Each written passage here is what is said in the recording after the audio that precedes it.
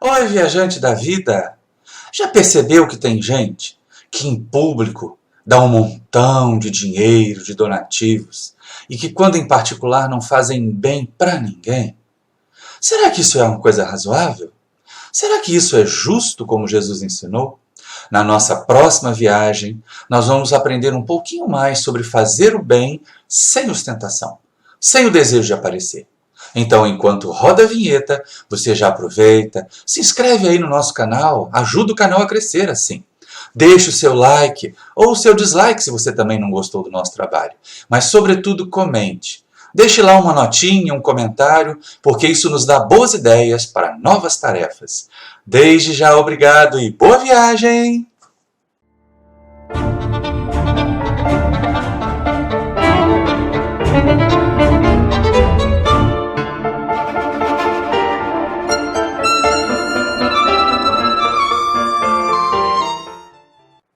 Queridos irmãos, queridas irmãs da família espírita, bom dia.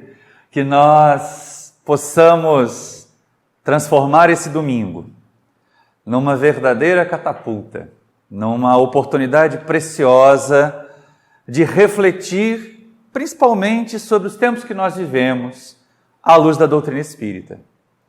É proposta do Espiritismo, está lá como lema, está no capítulo 15 do Evangelho segundo o Espiritismo: fora da caridade não há salvação. E muito se discute no nosso movimento, principalmente nos dias atuais, que a caridade proposta na doutrina espírita não é o assistencialismo, não é apenas a doação de coisas materiais, não é apenas encher cestas, dar enxovais para as pessoas que estão materialmente carentes. Mas o próprio Kardec se ocupou com isso bem antes da publicação do Evangelho, que serve de tema para o nosso dia de hoje. Ele foi buscar informações sobre a caridade nos dois últimos capítulos da terceira parte do Livro dos Espíritos. Exatamente os capítulos da Lei de Justiça, Amor e Caridade e do Sede Perfeitos. E aí é interessante a gente observar que lá na questão 886 ele pergunta para os Espíritos: qual é o verdadeiro sentido da caridade como a entendia Jesus?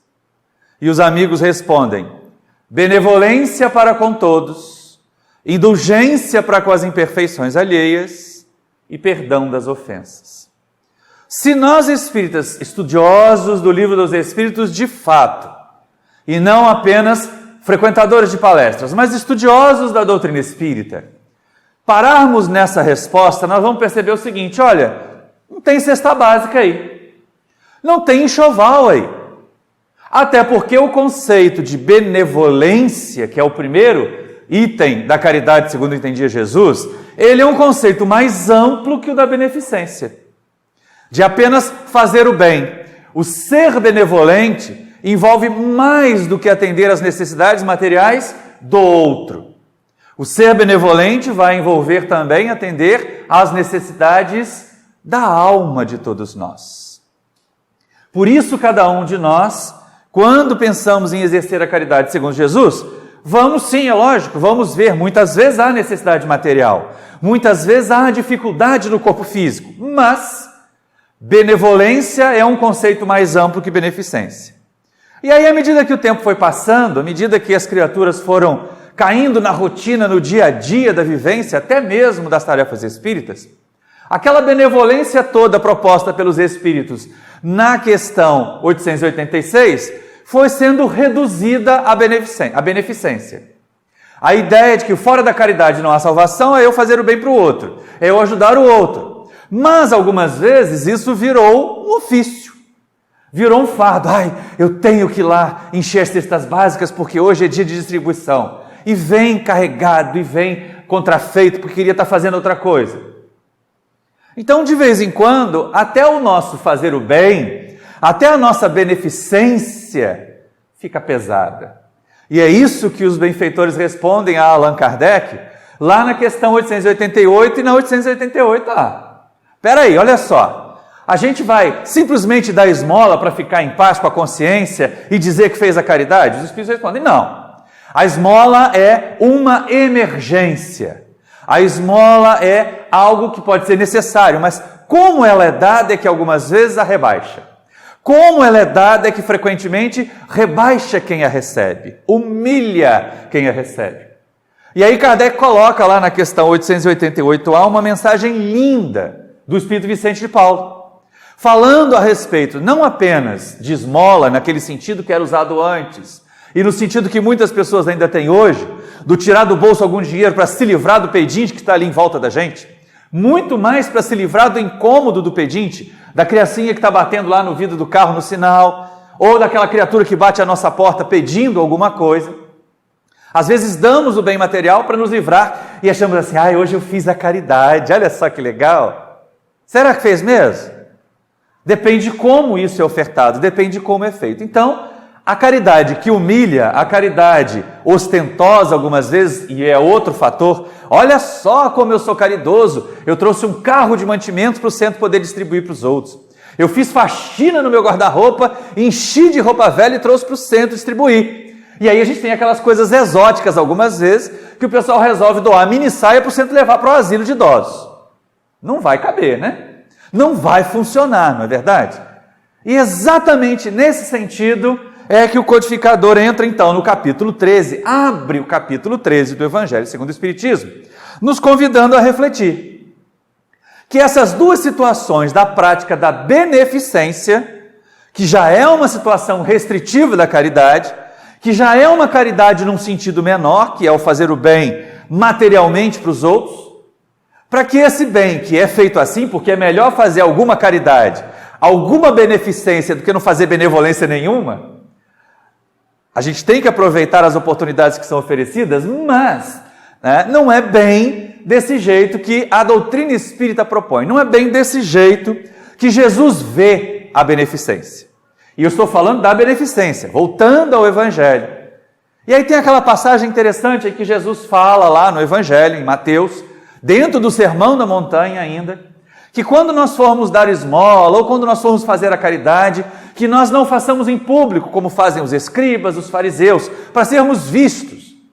Porque se formos vistos e o povo reconhecer que fizemos a caridade, já recebemos a nossa recompensa e não haverá recompensa de Deus. E aí a pessoa pensa assim, puxa vida, mas peraí.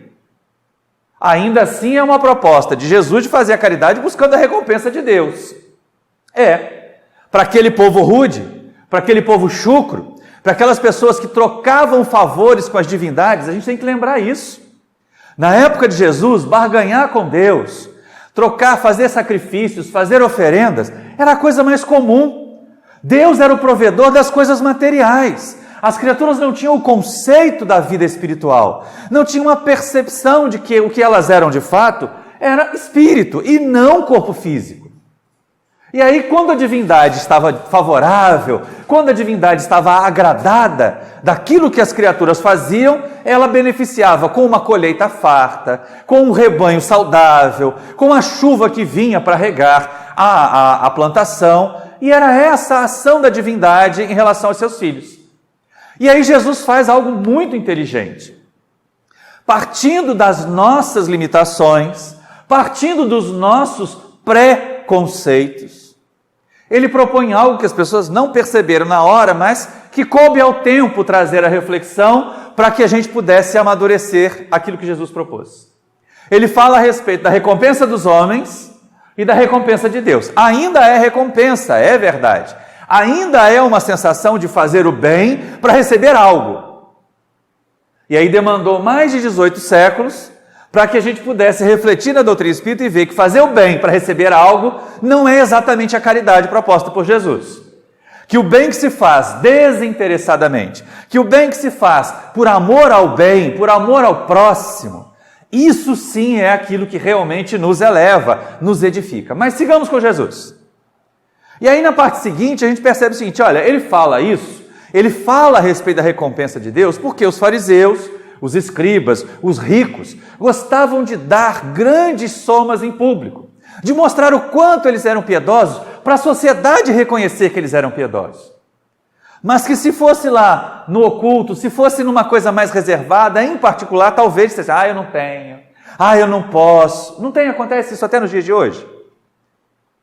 Você aborda uma pessoa que tem a fama de ser muito gentil, de ser muito bondosa, de ser muito caridosa, se ela não for de fato, Em público ela vai dar aquele sorriso, vai tirar dinheiro do bolso, vai fazer foto abraçando o coitado do carente que ela foi lá levar a cesta básica, vai chegar com um caminhão e a reportagem ao mesmo tempo na comunidade carente para mostrar o quanto ela foi caridosa, e alguns deles depois até se candidatam a cargos públicos, como nós temos visto acontecer com frequência. Mas que se forem procurados nos seus gabinetes, se forem procurados na sua casa, vão dizer, mas eu não tenho, eu já gastei muito com aquele caminhão de mantimentos que eu levei lá na favela. Na época de Jesus não era diferente. Então as pessoas ainda faziam e fazem muita beneficência, muita caridade material, digamos assim, para serem vistas. E aí o mestre chama a atenção. Não é a recompensa, não é o reconhecimento dos homens que nós devemos buscar, visar, mas sim a percepção, a recompensa divina. E aí fica aquela história, mas isso aí ainda é realmente, fazer a caridade buscando recompensa. Na parte seguinte, ainda no Evangelho de Mateus, só que agora lá no capítulo 8, já fora do Sermão do Monte, Jesus traz a frase que dá título ao capítulo que Kardec coloca para nós, no capítulo 13. Ele fala a respeito disso e diz assim, não saiba a vossa mão esquerda aquilo que faz a vossa mão direita. Ou seja, a caridade muito, mas muito em reservado, muito sigilosa, uma caridade que não expõe nem quem a pratica, mas principalmente que não expõe quem a recebe. Porque a condição de carência material, a condição de miséria material, por si só já é muito humilhante.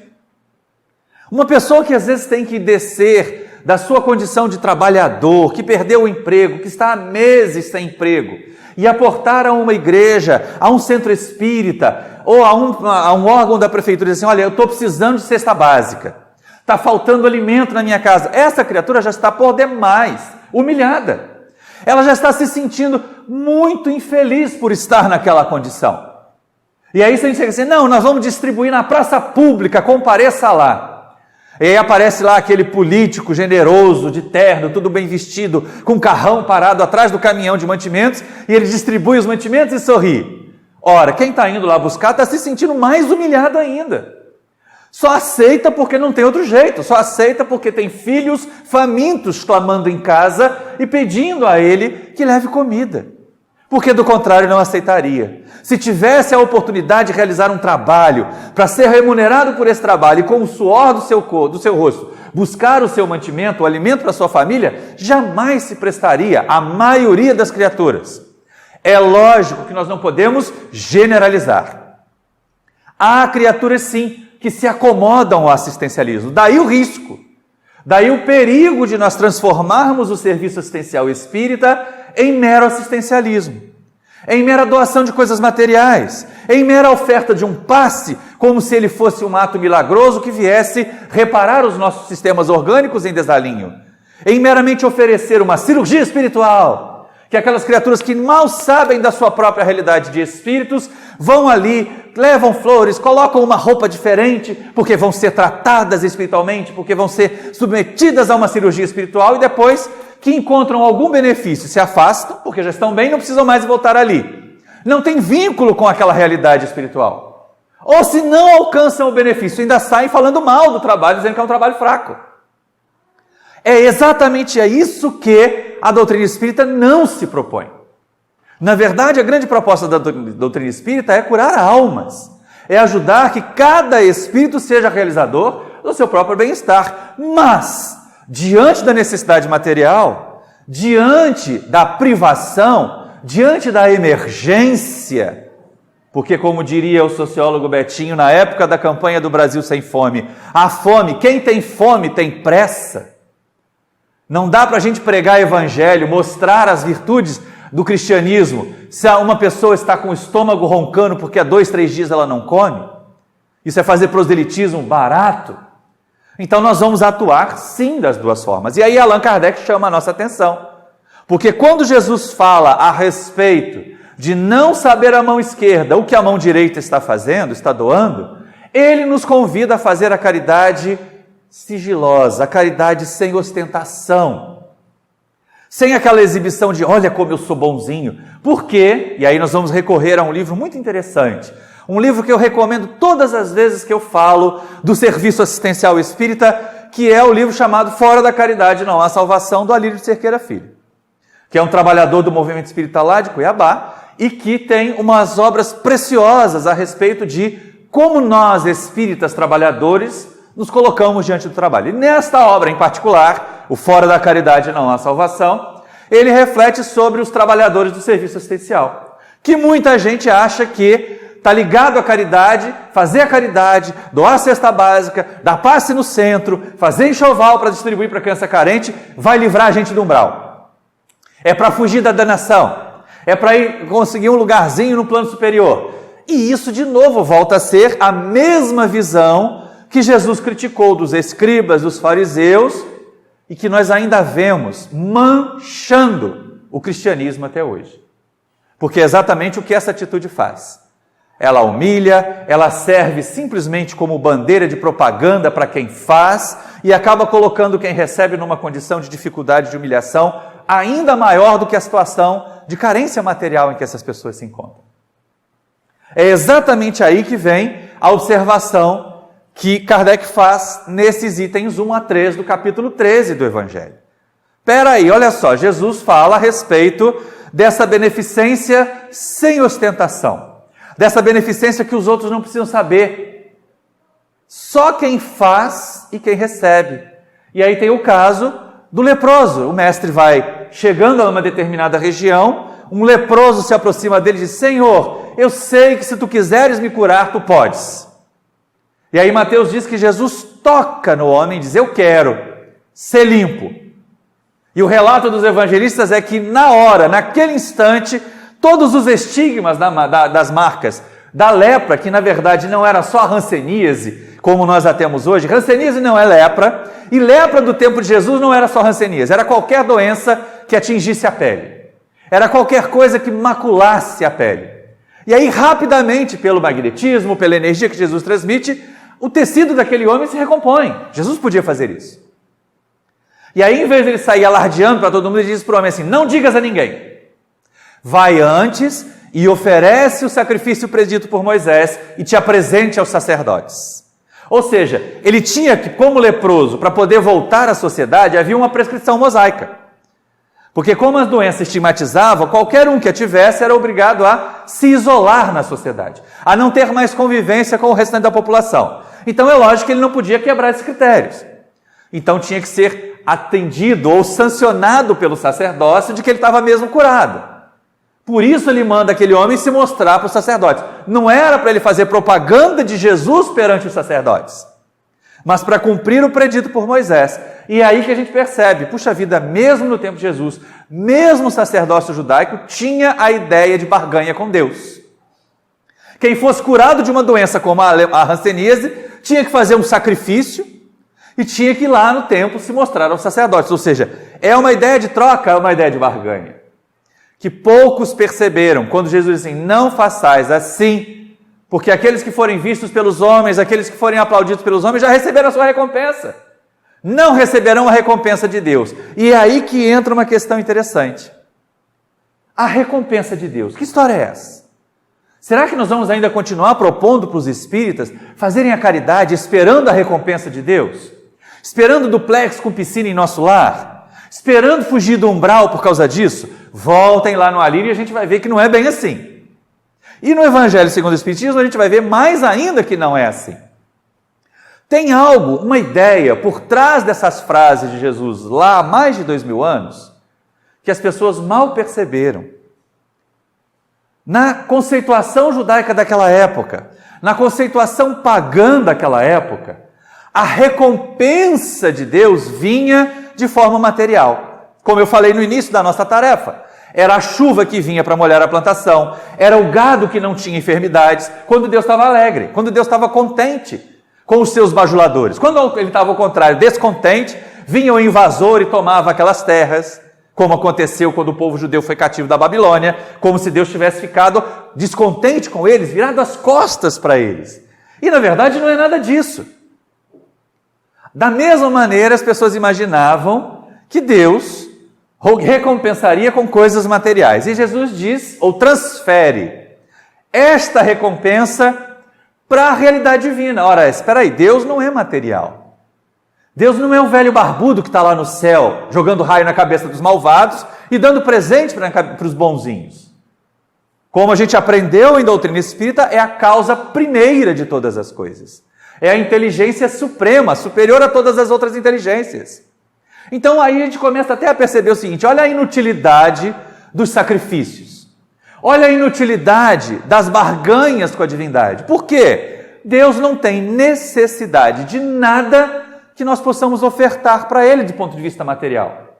Nada que nós possamos doar a Ele, afinal de contas, é o Criador de todas as coisas. Por que o judeu tinha que matar um pombo ou um cabrito e oferecê-lo a Deus, se Deus já tinha criado todos os pombos e todos os cabritos? Então não faz muito sentido. Só a maturidade espiritual nos leva a perceber assim, mas o que Jesus está querendo é que a gente entenda o seguinte: olha, quem vai recompensar não são os homens. Os homens, as criaturas terrenas, elas podem nos recompensar pelo bem que nós fazemos, com um elogio, com uma nota no jornal, com aplausos em algum momento. São todas recompensas materiais. Mas, se Deus não é material, se a realidade que nós vivemos não é esta, mas a de espírito, certamente essa ideia de recompensa deixa de ser material. Jesus nos remete, ainda usando os nossos preconceitos, de que fazer o bem traz recompensas, para a ideia de que trazer o bem traz consequências. Consequências que nós vamos experimentar na nossa realidade de espíritos e não apenas na situação material que nós vivemos. O que vem em frontal oposição ao que a gente observa em algumas fileiras hoje, dos ditos cristãos, que a gente observa mais cristãos sem Cristo nos tempos atuais, do que na época que Jesus veio implantar a sua mensagem de amor na terra. A gente percebe pessoas seguindo, e aí um companheiro nosso que é trabalhador, que é estudioso dessas questões, ele fica até aborrecido quando alguém fala assim: o que você acha da tal teologia da prosperidade? Que graça! E algumas fileiras neopentecostais por aí, a ideia de que se você oferece à igreja, Deus vai te recompensar, e põe testemunhos: olha, eu estava na miséria, aí eu doei tanto para a igreja, arrumei um emprego, eu estava com problema na minha empresa, eu doei tanto para a igreja agora prosperou, eu tenho filiais. Como se Deus tivesse que recompensar na terra. E o próprio mestre dizia: eu não tenho uma pedra onde pousar a cabeça. Que coisa esquisita, não é? É aquele que recomenda que nós partamos o pão e dividamos com o próximo. E aí a gente pensa assim: quando eu conheci Jesus de verdade, eu tinha um pão, agora eu tenho meio pão. Por quê? Porque eu dei metade para o meu irmão necessitado. É a beneficência nessa forma. E essas propostas neopentecostais, elas trazem quando eu conheci Jesus eu tinha um carro, agora eu tenho 2. Mas Jesus não tinha uma pedra onde pôr a cabeça. Tem alguma coisa errada nessa conceituação de cristianismo equivocada e materializada. Porque ela tem como função atender a nossa acomodação. É tão mais fácil, né? Eu chegar lá, oferecer, dar o meu dízimo, oferecer alguma coisa e ficar esperando que Deus me dê em dobro, em triplo, em quádruplo. Quando, na verdade, isso só mostra a nossa acomodação. Entretanto, tem uma passagem no Evangelho que Jesus também nos adverte que só lobos caem em armadilhas para lobos. Ou seja, só cai nesse tipo de conto quem realmente está querendo crescer sem fazer esforço. Porque a lei divina, gente, é de trabalho, é de esforço, é de superação, é de nós vencermos as nossas limitações e não darmos coisas para que Deus nos recompense materialmente, para que Deus nos dê na terra. E essa é a ideia mesmo. Não vamos dizer assim: você me interpretou equivocado. Não, eu estava conversando certa vez com um colega de departamento ligado a essas fileiras e ele disse: não, Deus tem que me recompensar agora mesmo, eu estou vivendo aqui essa vida. Então eles têm mesmo a ideia, na teologia, falsa teologia da prosperidade, que Deus vai recompensar agora. E o nosso amigo Santana lá, que é teólogo, que foi estudar essas mensagens, diz: isso não é uma teologia. Isso é uma teoria, mas não é uma teologia. Não tem nada a ver nem com Jesus, nem com Deus. E para nós espíritas é o suficiente, porque nós não temos que ficar entrando na seara dos outros. Não nos cabe chegar nessas fileiras e dizer assim: olha, vocês estão errados. Deus não tem que ficar recompensando materialmente. Nós temos que saber isso. Nós temos que entender isso. E se alguém vier dialogar conosco a esse respeito, nós vamos apresentar a proposta que a doutrina espírita tem. Nós vamos mostrar os textos do Evangelho que Kardec cita para nós neste capítulo 13 do Evangelho segundo o Espiritismo e que cita para nós também lá no capítulo 15, quando ele apresenta o lema da doutrina: fora da caridade não há salvação. Ora, é exatamente nesse sentido que nós somos chamados a agir, de uma forma, então, em que a caridade não seja instrumento de projeção social, instrumento de colocação na vida material, mas uma maneira, um caminho, uma ferramenta que possa ser utilizada para o nosso progresso, para o nosso crescimento espiritual. Aí sim passa a fazer sentido. Aí a recompensa de Deus passa a ser para nós a percepção melhor da realidade espiritual, a superação de falhas morais, que essas sim acarretam as nossas deficiências, a mudança de comportamento, uma coisa que a gente esquece na Terra, porque uma vez encarnados, a temperança. Faz parecer aquela ideia do cuidar do corpo e do espírito, que aparece lá no finalzinho do capítulo 17 do livro do Evangelho segundo o Espiritismo. Porque a criatura temperante, ela come para viver, ela não vive para comer. Ela trabalha para viver, ela não vive para trabalhar. Ela tem para viver, ela não vive para ter, o que é completamente diferente. Então, com essa proposição da caridade desta forma, como um instrumento de progresso, ela passa a ser para nós algo que não interessa se os outros vão ver. Não interessa nem mesmo se quem recebeu vai ser grato, porque de vez em quando as pessoas dizem: ai, quanta ingratidão nós encontramos nesse mundo, eu faço tanto bem, eu ajudo tanta gente, mas olha só, as pessoas são tão ingratas, nem lembram.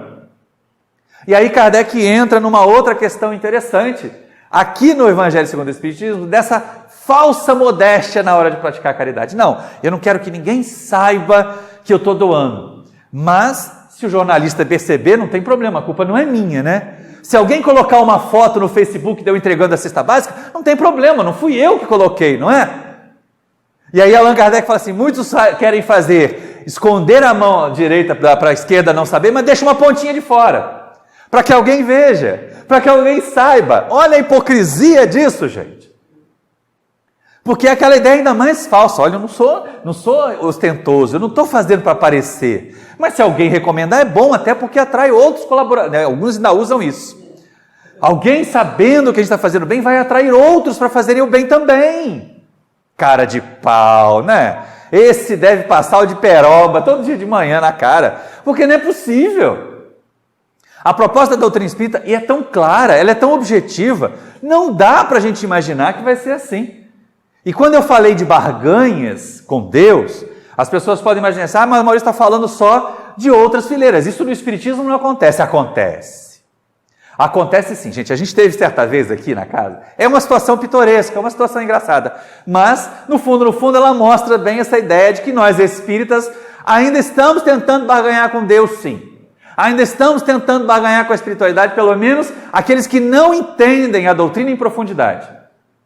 Uma certa aluna da universidade apareceu aqui, frequentava já algumas reuniões, assistia algumas palestras, fez até o curso do livro que é o Espiritismo, e aí um dia ela nos abordou assim: olha, eu estou concorrendo a uma bolsa de iniciação científica lá na Rural. Se eu ganhar, eu vou dar a primeira bolsa em cesta básica para o centro. Isso não é barganhar com Deus? Isso não é querer puxar a brasa para a sardinha dela, sugerindo a espiritualidade: olha, me ajuda a ganhar a bolsa, porque depois eu vou dar a cesta básica para o centro? Do mesmo jeito que aqueles que estão lá na teologia da prosperidade fazem. Eu vou dar isso aqui para a igreja, eu vou entregar a chave do meu fusquinha para a igreja, porque aí eu vou ganhar uma Mercedes. Isso não vai acontecer nunca. Porque a proposta da espiritualidade para nós é que nós sejamos os construtores do nosso bem-estar. E bem-estar não necessariamente significa abastança. Bem-estar não necessariamente significa bens materiais em abundância, mas tranquilidade, conforto, para que nós possamos realizar uma vida de progresso, uma vida de crescimento espiritual. Nesse sentido, então, aparece essa questão de as pessoas estarem buscando mesmo. De vez em quando acontece uma situação pitoresca como essa. Eu vou lá no centro para ver se os espíritos me dizem o que eu vou fazer. Espiritismo não vai fazer a gente passar no vestibular. Espiritismo não vai fazer a gente ganhar na Mega Sena. Espiritismo não vai arrumar casamento, Espiritismo não vai arrumar emprego para ninguém. Mas vai nos ajudar a mudar a nós mesmos, a mudar a nossa atitude. Tipo aquela coisa, eu estou desempregado, eu estou sofrendo tanto, vou lá no centro tomar passe para ver se os espíritos me arrumam um emprego. Não sai de manhã cedinho para procurar emprego, não para ver se o emprego aparece na porta de casa. Não vai aparecer nunca. Então é lógico que se espera de nós um comportamento diferente diante da caridade. Porque do contrário nós vamos cair na mesmice que aí está, de cristianismo sem Cristo. De espiritismo sem doutrina, de mera barganha com o mundo espiritual, esperando obter benesses, esperando obter favores. E não é isso que a espiritualidade nos propõe, não é isso que a doutrina nos propõe. A visão espírita da beneficência, ela é muito diferente do assistencialismo. Ela está longe de ser essa ideia de barganhar com o mundo espiritual. De ficar fazendo trocas. Olha, eu vou doar, mas eu quero receber em troca. Eu vou esperar que a espiritualidade também me beneficie. Ora, afinal de contas, eu estou indo lá no centro. Eu estou levando cesta básica. Eu estou participando da reunião. Eu tomo passe toda quinta e todo domingo, como é o caso aqui no Paulo de Tarso. Alguma coisa de bom tem que vir. Vem, principalmente o conhecimento adquirido. Principalmente é o amadurecimento, a compreensão até mesmo de que as nossas dores, de que as nossas dificuldades, de que os problemas que nós enfrentamos são educativos. Diante de uma dor muito grande, diante de uma privação muito grande, que ninguém no movimento espírita fica assim, por que Deus está fazendo isso comigo? Mas na verdade, o que eu preciso aprender com essa enfermidade? O que é que eu preciso aprender com esta privação? O que é que eu preciso aprender com esta dor? Isto sim, não que nós devamos buscar, então se sofrer é bom e educa, deixa eu procurar um sofrimento. Ninguém está propondo isso na doutrina espírita. Ao contrário, na doutrina espírita se propõe que cada um de nós faça o máximo, faça o possível para ter bem-estar na Terra. A questão é o conceito de bem-estar. Para muita gente, o conceito de bem-estar é ter o cofre cheio, é ter a despensa abarrotada e não ter que trabalhar. Não é assim? Tem gente que assina a carteira no primeiro dia e já fica fazendo conta para ver quanto tempo falta para aposentar. Agora que não vai aposentar nunca mais, as pessoas vão começar a desencantar um pouco disso. Mas a gente espera que essas crueldades todas não aconteçam, não. Não sigam adiante, porque o nosso povo um dia vai despertar que está sendo lesado nessa história. Mas voltando aqui à nossa situação, voltando aqui àquela que nós temos que viver, que precisamos realizar, não vamos ver na beneficência um jeito de conquistar a simpatia de Deus a nosso favor. Ela não tem essa finalidade. E o codificador vem então delineando, item 3 do capítulo 13 do Evangelho segundo o Espiritismo, em que ele discute, em que Kardec comenta com o auxílio dos benfeitores espirituais. Quando eu li o item 3 e fui lá naquela mensagem do Espírito Vicente de Paulo que aparece na questão 888A do Livro dos Espíritos, eu percebi que na verdade Kardec estava transcrevendo o ensinamento de Vicente de Paulo para o Evangelho. Ali ele não coloca a assinatura de Vicente de Paulo, mas o texto é muito parecido, principalmente nessa questão do simulacro da humildade, do simulacro da modéstia na prática da caridade. Não conta para ninguém que eu estou te ajudando, não. Mas se você quiser colocar uma foto no Facebook, tudo bem. Não tem gente assim? Acontece. Ou então assim, olha, eu não quero que ninguém saiba. Poxa, mas você não vai me agradecer? Está demorando para vir um aplauso? Tem gente que fica nessa expectativa. Esquece que a proposta da doutrina espírita é fazer o bem pelo bem que o bem nos faz. Tem muito bem nessa frase, mas é para insistir mesmo na ideia. Fazer o bem pelo bem que o bem nos faz. Não pelo aplauso do outro. Não pela recompensa divina, porque aí no conceito espírita, deixa de haver necessidade de Deus feliz comigo cair chuva na minha horta. De Deus feliz comigo, deixar de haver doença no meu corpo. De Deus feliz comigo, vir um emprego que me traga muita tranquilidade, muito conforto, com pouco esforço. Não, ao contrário. Aliás, a gente tem que ter um cuidado danado, gente, nas nossas orações, porque Deus atende, né? Senhor, me dê paciência. Aí Ele manda aquele monte de gente que vem testar a paciência da gente, para ver se a gente já está com paciência mesmo. Ai, Senhor, me arruma um trabalho. E olha, não vai faltar, né? Vai ter trabalho em casa. Imagina, você terminar de fazer a palestra aqui, sair correndo para consertar a torneira que ficou vazando em casa, a gente tem que fechar o registro. Vai acontecer. Então a gente vai buscar aquilo que precisa e não necessariamente receber aquilo que quer. É uma sutileza, mas ao mesmo tempo tem que ter cuidado em relação a isso. Porque a visão espírita da beneficência, ela passa por esta ideia do desinteresse. Mas aí pergunta Allan Kardec, lá na questão 897b do Livro dos Espíritos, né? A criatura que tenta se melhorar, a criatura que faz isso buscando ser mais humilde, buscando ser menos egoísta, porque olha só, a caridade material ela não deixa de ser um exercício para o espírito, porque nós ainda somos egoístas. A questão 913 do Livro dos Espíritos, ela marca para nós a chaga radical como sendo egoísmo. E aí, normalmente, o que vem no conflito daquelas criaturas que estão começando a exercitar a caridade? Poxa vida, mas por que eu vou ter que dividir aqui o meu, que já me falta, que já não é o bastante? Muita gente diz isso, né? Não é o bastante para mim, com o outro que está mais necessitado. Não dá para eu colaborar com a cesta básica. Não dá para eu abrir mão do meu tempo, do meu descanso do fim de semana, para fazer visita ao asilo.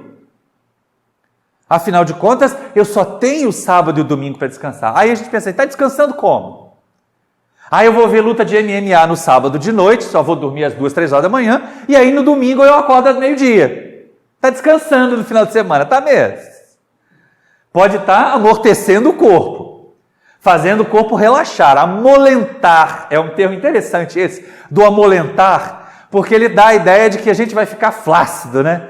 Vai ficar aquela coisa meio preguiçoso. E é exatamente isso que faz a caridade bem vivida, a beneficência bem vivida à luz da doutrina espírita. Ela nos tira dessa condição de amolentamento. Ela nos faz abrir mão, por exemplo, de uma tarde de domingo, na nossa casa, assistindo um programa de TV fútil, para nós irmos a um asilo e aprendermos com os amigos idosos que lá estão e também doarmos um pouco, menos do material, menos da fralda geriátrica, menos do hidratante e mais da nossa presença, e mais do nosso sorriso, e mais da nossa vibração. As pessoas ficam imaginando assim, a Nilma me perguntou agora, antes de começar o estudo, quando a gente vai visitar o asilo da paz, não no sentido que a gente faz aqui, daquele momento mais solene em que alguém se senta na nossa frente e a gente põe as mãos sobre a cabeça dessa pessoa e faz uma prece. Não, no asilo a gente não dá passe desse jeito. Mas quando a gente senta na cadeira do lado de um idoso, quando a gente conversa com ele, quando a gente pega na mão desse idoso e faz um carinho, isso é um passe que transmite mais energia às vezes até do que o daqui. Porque o daqui às vezes não tem a sintonia que o de lá tem. Porque se a gente perceber aquelas pessoas que estão lá numa situação de extremo abandono de familiares, muitos idosos são colocados aqui nesse nosso asilo de seropédica e nunca mais são visitados pelos parentes. Que aqueles do centro que visitam são os únicos afetos que eles encontram. E os visitantes externos, que eles encontram ao longo de um mês, de uma semana inteira. Então eles estão ávidos por receber energia, estão ávidos por receber amor. Eu, passista, do centro espírita, que vou à casa espírita na reunião pública, que me coloco lá diante das outras pessoas para dar passe, quando eu vou numa visita dessa, eu consigo transmitir mais energias, transmitir mais fluidos benfazejos para aquele idoso que lá está, porque algumas vezes a pessoa que se senta ali diante de nós está pensando no capítulo da novela que vai começar daqui a pouco. Ela não está em sintonia com a energia que vai receber. E o idoso que está lá só está de olho em você. Só está atento ao que você tem a dizer e ao que ele tem a dizer para você. Nem que seja comentário de time de futebol fracassado. Nem que seja torcedor, agora deixa eu fazer picardia, nem que seja torcedor do Vasco, gente. né? Mas ele vai estar lá feliz por poder falar desse time dele que está acostumado a ser vice. Então essas são questões que a gente às vezes não percebe o quanto pode fazer a caridade sem gastar um tostão, usando do nosso tempo, usando da nossa inteligência, usando dos recursos que nós já nascemos com eles, o vigor físico. Então, fazer com que o nosso corpo deixe a condição de amolentamento. É caridade moral para com os outros. Ela é uma caridade que pouquíssima gente vai aplaudir, vai falar, olha lá, como fulano de tal é caridoso, ele está indo ao asilo. Muitas pessoas vão até olhar para a gente e dizer, poxa, mas você vai gastar o seu domingo indo no asilo? Você vai gastar o seu domingo saindo para fazer palestra? Sim, porque a gente percebe que, na verdade, as coisas materiais, a mudança do ambiente material em torno de nós, elas são muito pequenas em comparação com a recompensa que o ser espiritual alcança. E aí, nessa questão 897b, Kardec faz uma pergunta aos espíritos interessante. Olha só, se do ponto de vista de fazer a beneficência, de fazer a caridade, esperando uma recompensa divina, isso já a desmerece, porque na questão anterior, na 897A, ficou claro para nós, fica claro para Kardec, que só o bem desinteressado é verdadeiramente útil. Mas que assim mesmo é melhor fazer alguma caridade do que não fazer nenhuma. Eles colocam até isso. A criatura que faz a caridade, pensando que com isso vai se melhorar, pensando que com isso vai ter mais assistência, ele é mais dito positivo do ponto de vista intelectual. O outro que a faz naturalmente, sem pensar em recompensa, já alcançou essa conquista antes. Nós só estamos no caminho dessa conquista, mas vamos fazer a caridade assim mesmo. Pode ser que no primeiro mês, a visita ao asilo enseropédico é sempre no primeiro domingo de cada mês, como informou a Francisca na quinta-feira. Pode ser que no primeiro mês eu vá e me sinta constrangido de ver ali tantos velhinhos, de ver um ambiente que não está muito limpo. Aí no segundo mês, eu já percebo uma velhinha que estava sorrindo para mim no mês passado e ela chega para conversar. Ou um velhinho. E aí no terceiro mês eu já consigo sentar do lado dela no sofá ou na cama. E a gente vai conversando e de repente vira uma avó. Uma avó que a gente percebeu que nem tinha. Que a nossa já desencarnou há muito tempo, que não tinha esse carinho de avó faz tempo e agora voltou a receber. E aí nós acabamos sem pensar, sem cogitar, sem planejar receber a recompensa, recebendo a recompensa que vem do mundo espiritual para nós. Essa é a verdadeira beneficência. E olha que no Espiritismo se espera mais.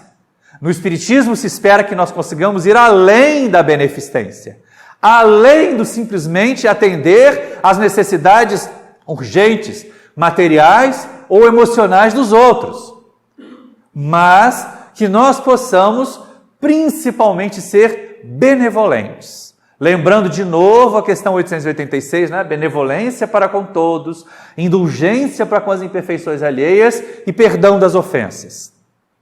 Poxa vida, mas para que isso? Afinal de contas, isso serve para quê? Vocês já pensaram no clima de paz que nós vamos ser capazes de estabelecer no mundo se nós fizermos assim? Se nós realmente conseguirmos fazer o bem, não para que os outros percebam, fazer o bem, sem que a gente espere da sociedade terrena, do dirigente do centro espírita, do mentor espiritual da casa, uma palavra de elogio. Tem gente que fica assim, eu trabalho na reunião mediúnica há tantos anos, nunca que o meu guia disse que eu estou fazendo um bom trabalho. A hora que ele disser isso, você pode ter certeza que trocou de guia por obsessor. Porque nós realmente fazemos tudo o que podemos? Ou a gente ainda está na lei do menor esforço? A gente ainda está na lei assim, eu vou fazer alguma coisa porque eu tenho que fazer, de volta ao livro do Alírio, fora da caridade não há salvação. Eu vou fazer para fugir do umbral. Eu vou fazer para não ter problemas com o obsessor. Eu estou indo na reunião mediúnica porque se eu ficar em casa, a minha mediunidade vai ser assolada pelos obsessores. A gente tem que tomar cuidado com isso. Porque de vez em quando as pessoas imaginam assim, se eu não trabalhar, principalmente em outras fileiras que não as da doutrina espírita, ainda prevalece esse conceito. Você tem mediunidade. Se você não trabalhar em reunião mediúnica, vai ter problema com os espíritos. Mas peraí. Que tipo de espírito vai dar problema para nós? Que tipo de espírito? Porque se for os guias, esses guias estão precisando tirar a carteira de motorista de novo, né? Porque já deve ter passado os 20 pontos de multa, voltaram para o Detran da espiritualidade para aprender a guiar outra vez. Porque guia que é guia, não pune. Benfeitor que é benfeitor, não castiga. Vamos ao Livro dos Espíritos e nós vamos estudar a respeito disso. Quando o indivíduo que é assistido por um bom espírito se recusa a fazer o bem, se recusa a colocar as suas faculdades a serviço do bem, o benfeitor vai procurar outro que queira fazer. E larga aquele indivíduo que tem mediunidade à disposição de espíritos bem, desocupados. E aí sim vem os problemas com mediunidade. Eu não vou me imaginar assim, eu trabalhava lá num determinado centro, e aí tinha aqueles espíritos que serviam de guias, que se manifestavam, que botavam roupa, que usavam colares. Agora eu vou frequentar o espiritismo. Será que eles vão me castigar se for espírito benfeitor? Não. Eles não estão preocupados. Da mesma maneira como nós vamos ver lá no livro Loucura e Obsessão, o Bezerra de Menezes, indo trabalhar num terreiro de Umbanda, para socorrer espíritos que estavam lá sofrendo processo de obsessão, nós vamos ver muitos desses espíritos que lá se manifestam, bondosamente, gentis, educados, mas ainda com as características atávicas que os encarnados esperam deles, vindo cooperar nos centros espíritas sem nenhum atavismo, sem nenhum tipo de barreira, e são acolhidos. Basta nós vermos na literatura espírita séria, como André Luiz, como Manuel Filomeno de Miranda, quanto que essas equipes, às vezes que contam com antigos escravos, que são vistos lá na Umbanda como pretos velhos, colaborando no centro espírita tranquilamente, como indígenas, que tiveram reencarnações indígenas, cooperando porque eles sabem utilizar bem os elementos da natureza, cooperando nos centros espíritas, sem que tenham necessidade de botar cocares, de fazer uso de cachimbos, nada dessas coisas. Eles se adaptam. Só os que são brincalhões, só os que são zombeteiros, só os que se aproveitam da mediunidade dos indivíduos para poder dar vazão aos seus próprios vícios que eles não conseguem satisfazer mais, é que ficariam aborrecidos. Mas aí esses, em relação aos que são mais poderosos que eles, não têm. Há sobre os espíritos inferiores um ascendente moral irresistível, dizem os espíritos amigos, dos espíritos superiores. Então, a gente fica tranquilo de fazer mudanças. Fica tranquilo de fazer adaptações. O que não dá é para guardar os talentos debaixo da terra e dizer assim, então para não ter problema com mediunidade, eu não quero trabalhar mediunicamente. Em algum momento, porque nós não somos anjinhos, Nós não somos aquelas criaturas que têm todas as virtudes, incapazes de ser atacados por espíritos inferiores, incapazes de propagar uma fofoca no Facebook, no WhatsApp, incapazes de fazer um comentário desairoso de alguém numa roda de amigos, numa festa. Nós não somos assim ainda. Estamos em marcha, estamos a caminho. Mas quem de nós não comete esses deslizes? E aí exatamente na hora desses deslizes é que vem a tomadinha que se liga e que acaba permitindo a sintonia de espíritos atrasados conosco, permitindo a ligação com espíritos inferiores. E a mediunidade que não é usada para o bem acaba se revertendo em nosso prejuízo, causando para nós dificuldades, causando para nós enfermidades, às vezes mentais sérias, que precisam ser tratadas, frequentemente até com os recursos que a medicina oferece. Porque os danos neurológicos, os danos emocionais passam a ser tão vultosos que só a terapêutica espírita não é suficiente. Aí tem que recorrer ao psiquiatra, tem que recorrer ao psicoterapeuta para poder tratar de problemas causados pela nossa inércia. E aí de novo o termo amolentamento do nosso corpo no processo de servir, no processo de crescer, no processo de fazer o bem. É só isso que se espera de nós. Ser espírita não dá trabalho, não, desde que nós queiramos aproveitar o momento de crescer, desde que nós aprendamos a amar ao próximo, como Jesus nos ensina. E aí a gente volta à ideia que Kardec traz no item 3, do capítulo 13, do Evangelho segundo o Espiritismo. Sem que isso signifique um fardo para quem recebe. Porque o Kardec comenta, aquela criatura que tem a inteligência, o benfeitor, que tem a sabedoria de fazer com que aquele que recebe o benefício se sinta recompensado por um bem que ele fez ao benfeitor, que ele inverte, que ele transforma a esmola em trabalho. E aquele que recebe, recebe sem corar, recebe sem se sentir envergonhado, recebe sem se sentir humilhado. Isso é muito positivo do ponto de vista espiritual para nós. Ao contrário, aquele que transforma o trabalho em esmola, tá vendo? Eu dei um espaço, você estava lá desempregado, faminto, agora eu te botei para arrumar, lavar roupa aqui em casa, você está fazendo tudo mal feito. Ele está transformando o trabalho em esmola. E aí, Kardec coloca assim, esse nem as preces do beneficiado ele tem. Porque o indivíduo cala, engole o seu orgulho, a sua vaidade, aceita aquele trabalho humilhante, faz de dentes cerrados, né? Às vezes a cozinheira recebe, né, um passa-fora da patroa e aí vai fazer o almoço com raiva. Imagina como é que vai ficar aquela comida, né? Não estou falando de vibrações não, tá gente? Tem gente que é tão mística, se alguém fizer comida pensando negativamente, vai impregnar a comida de frutos negativos. Isso é até possível. Só que tem uma questão que as pessoas não levam em conta. Os fluidos negativos só nos atingem se nós sintonizarmos com ele. Então alguém pode, né, dar passe ao contrário na nossa sopa, na nossa carne assada, no nosso peixe. Se eu tiver de bem com a vida, se eu tiver em sintonia com a coisa maior, eu vou assimilar os elementos materiais daquela coisa sem jamais me preocupar com os elementos espirituais. Mas a criatura vai temperar mal a comida. Aí vai fazer uma comida pior ainda. Ou vai botar sal demais, ou sal de menos. Ou vai apimentar demais alguma coisa. Quer dizer, por causa de um atrito, por causa de trabalho que se colocou de forma humilhante que a criatura acaba fazendo de má vontade. Esses, diz Kardec, nem mesmo as preces do beneficiado recebem. Porque o benefício cai como um ácido no coração daquele que o recebe.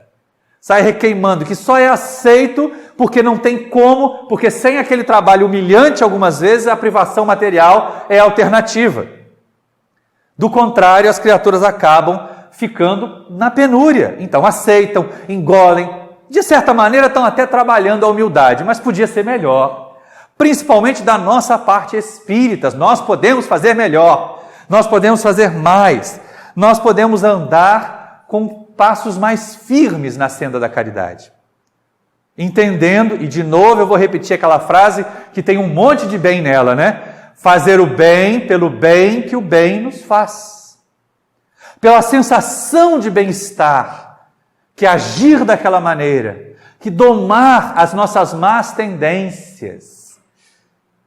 É frase constante na nossa camisa da Semana Espírita, um texto do Evangelho segundo o Espiritismo. Reconhece o verdadeiro espírita pela sua transformação moral e pelos esforços que faça em domar as suas más tendências. Isso está lá no capítulo 17 do Evangelho. Então, quando a gente faz algo assim, quando a gente consegue fazer o bem sem ostentação, quando a gente consegue fazer o bem pela alegria de fazer o bem, aí é que a gente começa a se sentir verdadeiramente recompensado. E é uma recompensa que ninguém tira de nós. Porque o aplauso do assistido, o aplauso da plateia que está vendo a gente entregar a cesta básica e abundância, ele é passageiro. Ele vai ecoar nos nossos ouvidos por alguns minutos e depois ele vai deixar de existir, ele vai cair no vazio. Agora, aquela energia boa, aquela vibração boa que nós colhemos por ver o brilho no olho de alguém que recebeu um benefício nosso, o brilho no olho de um velhinho, da velhinha lá do asilo que sentiu um abraço de neto que nós demos, ou de irmão que nós demos, isso ninguém vai tirar de nós, isso ninguém consegue tirar do ser espiritual que nós somos. Olha aí, a gente volta àquela história de Jesus. A recompensa não vem de Deus? Deus não é material. Deus não é um ser. É a causa primeira. É a inteligência suprema. É tudo que não tem a ver com o transitório da matéria. É a permanência em absoluto. Então, uma vez que nós entremos em sintonia com essa causa primeira, as recompensas dali colhidas vão significar evolução espiritual para nós. Vão significar o progresso, e progresso realizado não se perde. Avanço espiritual não se perde. Espírito que progride não retrograda, não volta atrás. Aquilo que a gente comete como erro de novo, ou erro recorrente, mas numa encarnação fulano não foi homicida. Agora veio nessa, renasceu num ambiente mais violento, pronto, começou a matar de novo. Ele retrocedeu? Não, ele não retrocedeu. Quer dizer que o homicida ficou guardado, ficou na geladeira, numa encarnação em que ele não pôde matar. Agora que está livre de novo, que o ambiente favorece, ele volta a fazer do jeito que ele era antes.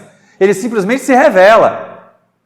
Mas aquela criatura que alcançou a bondade sempre continuará bom em todas as encarnações subsequentes.